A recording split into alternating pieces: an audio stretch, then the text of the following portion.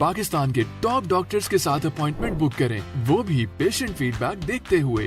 आज ही ओला dock app download करें। ओला dock, doctor का अपॉइंटमेंट आसानी से।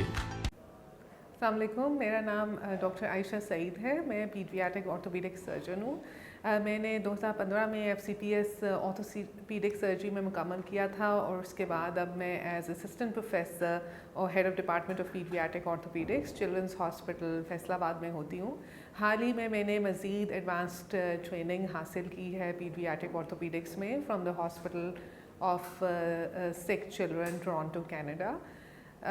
आज मैं आपके साथ इस वीडियो में एक बहुत इम्पॉर्टेंट टॉपिक के बारे में बात करना चाहती हूँ। बच्चों की हड्डियों और जोड़ों के फ्रैक्चर का होना एक बहुत आम सी बात है।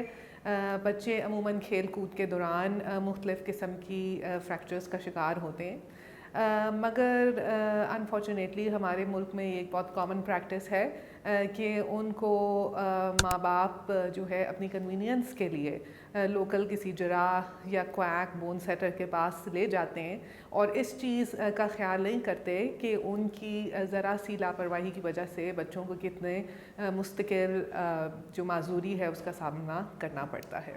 ये 8 साल का बच्चा हमारे पास आया। इसकी बाजू की हड्डी का फ्रैक्चर हुआ था गिरने के बाद, और जैसे कि आप देख सकते हैं that it was a simple both bone forearm fracture, यानी कि बाजू की हड्डी की दोनों जो बोन्स हैं वो मामूली तौर पर फ्रैक्चर्ड थी।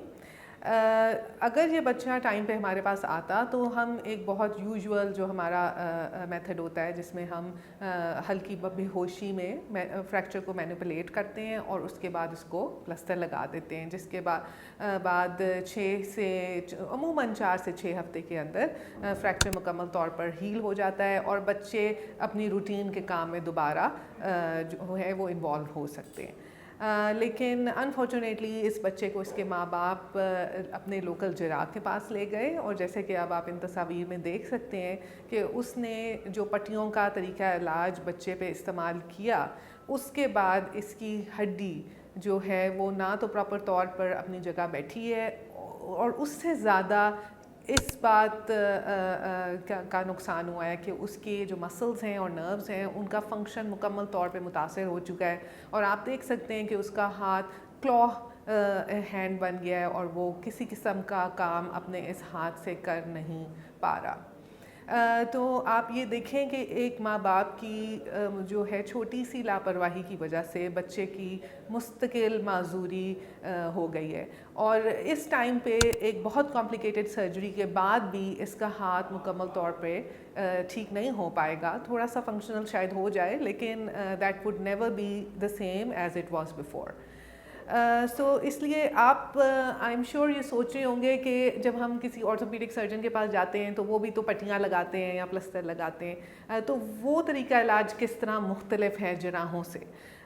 ये बात समझने की ज़रूरत है कि जब आप किसी प्रॉपर प्रोफेशनल के पास आते हैं तो सबसे पहले वो एक्सरेस करके या अगर ज़रूरत हो तो मज़ीद टेस्ट जैसे CT स्कैन वगैरह करके इस चीज़ को असेस करते हैं कि ये फ्रैक्चर किस किस्म का है।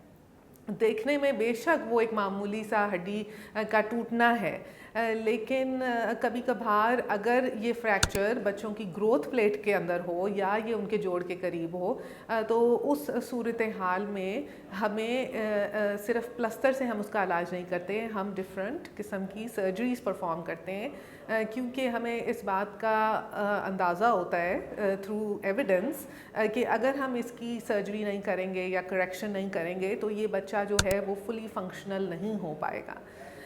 इसलिए आप जो आपकी सबसे इम्पॉर्टेंट चीज़ है ज़िंदगी में, आपके बच्चे हैं, आप उनको जराहों और गैर तालीम याफ्ता लोगों के हवाले करने से पहले ये ज़रूर सोचें।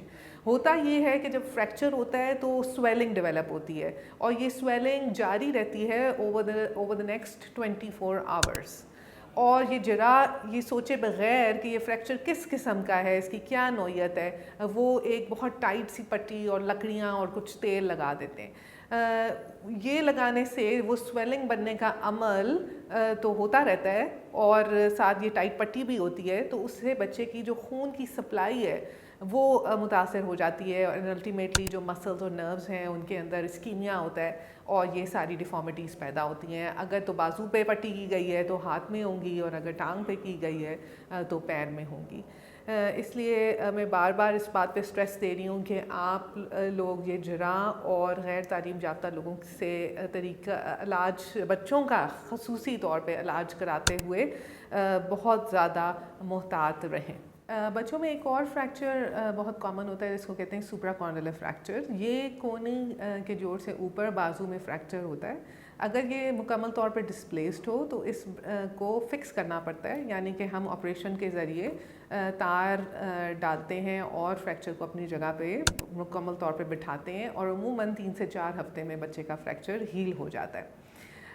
یہ فریکچر چونکہ بہت کامن ہوتا ہے تو اکثر ماں باپ اس فریکچر کے لیے بھی جراحوں کے پاس چلے جاتے ہیں. اور جیسے کہ آپ اس بچی میں دیکھ رہے ہیں، اس کی یہ جو پٹیاں ہیں اس کی وجہ سے اس کی بازو کے اندر کب نکل آیا ہے، جس کو ہم کیوبیٹس وائرس یا گن اسٹاک ڈیفارمیٹی کہتے ہیں. اور یہ جو ہے دس از کاسمیٹیکلی ویری ان اپیلنگ، اور لیٹر آن اس کو ٹھیک کرنے کے لیے بھی بہت کمپلیکیٹڈ سرجریز کرنی پڑتی ہیں. کہنے کا مقصد یہی ہے کہ آپ اپنی کنوینئنس کے لیے بچوں کے فیوچر کو افیکٹ کر سکتے ہیں اگر آپ صحیح ڈیسیجن نہیں لیں گے. اس لیے جو بھی ماں باپ ہیں یا کیئر گیورز ہیں ان کی بہت زیادہ ان کے اوپر رسپانسبلٹی ہوتی ہے کہ جب بچے کا فریکچر ہو یا بچے کی جوڑ میں سوزش ہوئی ہے، انفیکشن ہوئی ہے، تو آپ پراپر پروفیشنل کے پاس لے کر جائیں اور اس کو بیسٹ کیئر دیں.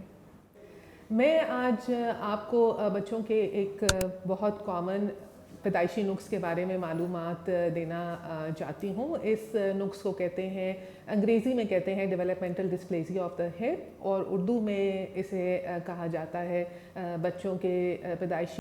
پاکستان کے ٹاپ ڈاکٹرز کے ساتھ اپوائنٹمنٹ بک کریں، وہ بھی پیشنٹ فیڈ بیک دیکھتے ہوئے. لاکھوں لوگوں کی طرح پاکستان کے سب سے بڑے ڈاکٹر نیٹ ورک کا فائدہ اٹھائیں اور آج ہی اولا ڈاک ایپ ڈاؤن لوڈ کریں. اولا ڈاک، ڈاکٹر کا اپوائنٹمنٹ آسانی سے.